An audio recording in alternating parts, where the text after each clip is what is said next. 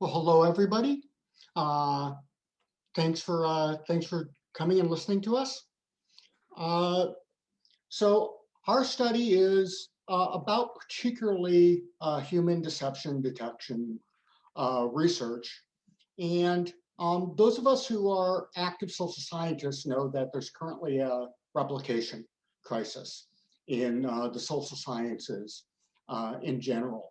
Uh, but we think that there's some issues that are particularly relevant to how deception detection experiments are designed. So that's what we're going to talk about today. So next slide, please. I think probably everybody here knows that accuracy in deception detection is on average about 54%. It's normally distributed around the mean. This comes from the well-cited Bond and DiPaolo meta-analysis. Most studies find between 50 and 60%. Standard deviation is 6, and this is based on almost 300 findings. Next slide, please.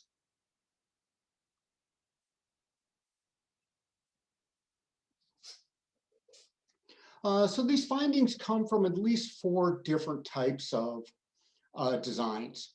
In some designs, there's one sender who does a message to a judge. And in this, the sender, the message, and the judge are all confounded. And the sample size for senders, judges, and messages is all the same. Now, in all of these, sample size that you read in the method is almost always the number of judges and not the numbers of senders or messages. But we could imagine one where a single judge sees multiple messages by multiple senders, where there's just one sender, but they do multiple messages, or where there's multiple senders, multiple messages, and judges, where senders, messages, and judges are all crossed. And I've published research using all 4 of these designs. But what this slide hopefully makes clear is that there's at least 3 issues: senders, messages, and judges. Next slide, please.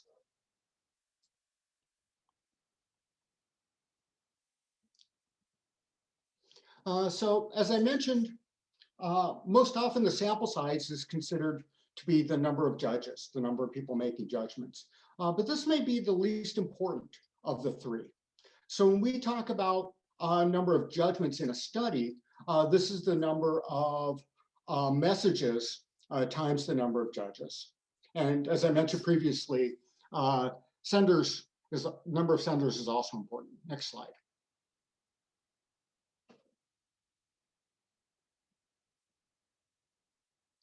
So while everybody kind of knows 54% from the Bond-DiPaolo meta-analysis, many people have not seen their graph on the number of judgments and accuracy.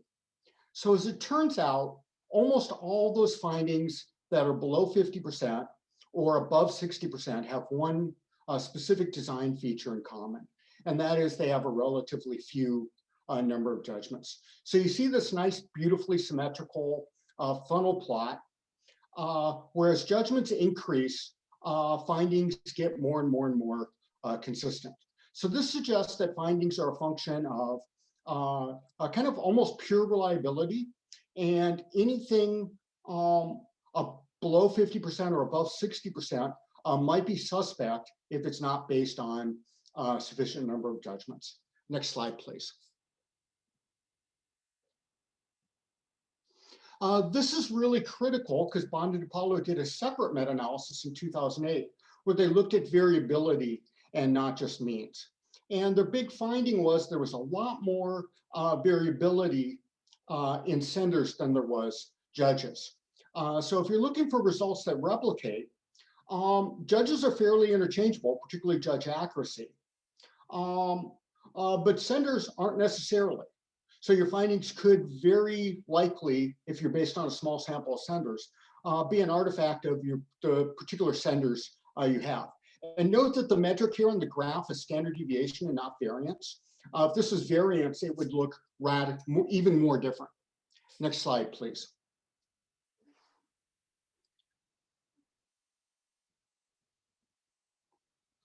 So when we consider kind of random error in deception detection experiments, there's sampling error, which is based on the number of judgments. There's random response error, which is a lot like alpha reliability. That's based on the number of judgments per judge.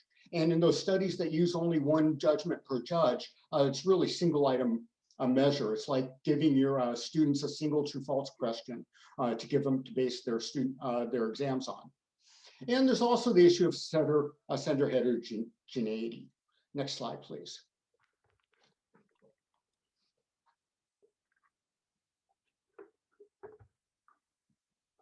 So this leads to our two hypotheses, that accuracy scores are going to be more stable the more total judgments there are. This is simple reliability. It's pretty straightforward, and it's true by math. But maybe less obvious, senders matter. The number of senders matter more than judges. And this is simply because senders vary more than judges. And now I'll turn it over to my co-author. Thank you. Can you hear me? Yes. Yes. Can you see the cursor on the screen or not? Maybe not. Okay, never mind. We can. No, we can. Okay. Okay. Now, just in case I wanted to point to something. Anyway, well, to test those hypotheses, we used a data set that we collected for a study in which 50 college students acted as both senders and judges. As senders, they answered 4 short questions truthfully and 4 additional questions deceptively. And as judges, they had to judge the veracity of each response of each sender, except themselves, of course. So we had 50 judges, 49 senders. Each sender answered to 8 different answers. So that amounts to almost 20,000 judgments. So that was a pretty large data set. We ran a number of simulations on that data set. The best way to understand how we did that is with an example. So let's imagine that we need 3 judges making 3 judgments each for a total of 9 separate judgments. So we would randomly select 3 judges. For each of these judges, we would randomly select 3 senders, and we would randomly select one of the 8 judgments for each of these judge-sender configurations. And then we would average accuracy across these 9 judgments. Well, that's one loop.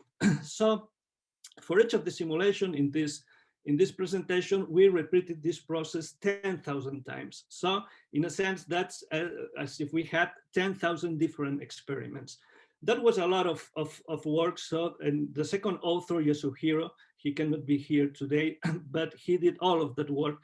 So I put that nice picture of him on this slide just because he worked very hard on that. Okay, let's turn to the results. The first set of simulations, we varied the number of judgments. We can change the number of judgments by increasing the number of judges. So here we have 2 different graphs, the one on the right with 100 judges, the one on the left with 30 judges. And also we can change the number of judgments by increasing the number of senders. So in each of those 2 graphs, we have 1, 2, 6, 12, and 100 senders. This is the mean accuracy, what we are displaying here. And there are those dashed lines. The dashed lines, I mean, we had a mean accuracy of 55%. So the dashed lines is 55 plus minus 10. So this represents a range, a stability corridor that goes from 45 to 65. The idea is that if the values are within those boundaries, they are stable enough. I mean, in a sense, the results are replicable. If they go beyond those boundaries, they are quite unstable. Well, we can see here that both increasing the number of judges and also increasing the number of senders result in smaller variability. I mean, we can see that the box and the whiskers, they are smaller with 100 judges compared to 30 judges, and also as we add additional senders. So the first hypothesis, which was that accuracy scores would become more stable as the total number of judgments increases, was supported. We increased the number of judgments by increasing the number of judges and also the number of senders. Let's turn to another set of replications. Here we changed the number of judges or the number of senders. In this graph here, that's increasing the number of judges. So we fixed the number of senders to 50 I mean, in all of those replications, 50 senders were used, and we increased the number of judges from 1 through 50.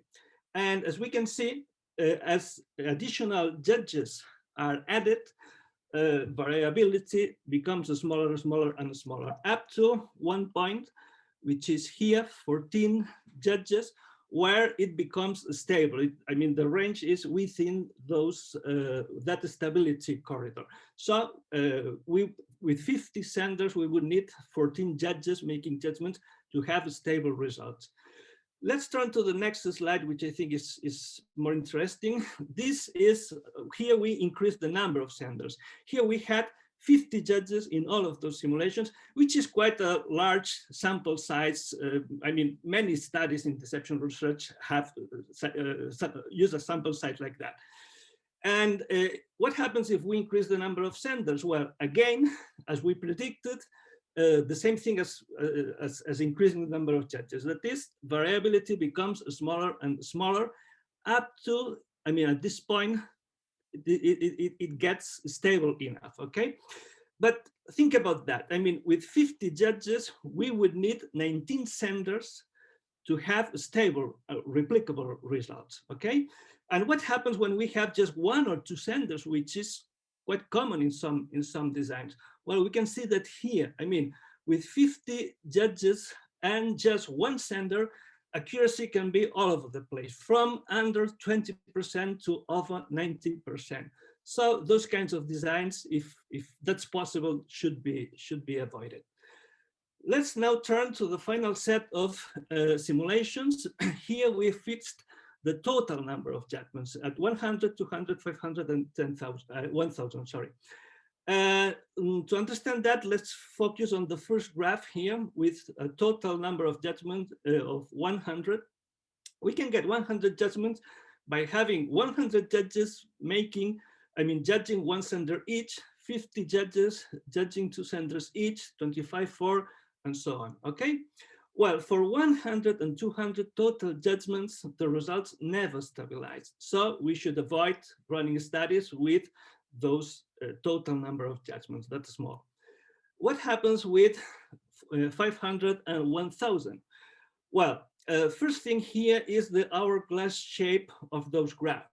We can see that dispersion or variability towards the center of the graphs is smaller than on each side. That's because both senders and judges are important. So if we have few senders, but also if we have few judges, I mean, small numbers of either senders or judges increase variability, okay? But which one is more important, senders or judges? Well, we can see that also here. Here we can see that with few senders, the dispersion, the variability is larger than with few judges, okay? So this supports our second hypothesis, and stability is larger with few senders than it is with few judges. So in conclusion, designs with a single judgment per judge should be avoided. Results fail to stabilize, even with sample sizes as large as 1,000. Increasing the number of judgments per judge provides a more efficient increase in stability than adding additional judges. The total number of judgments should be at least 500. Extremely low numbers of either judges or senders should be avoided, even with 500 or 1,000 total judgment. There is a point where additional judges, judgments, or senders provide little gain in stability, but up to that point, more is better. And finally, and that's in terms of, I mean, for consumers of research, findings outside the mean plus minus 10 range should not inspire confidence if they are based on fewer than 500 judgments or just on a few senders or on a few judges. And that's it. Thank you.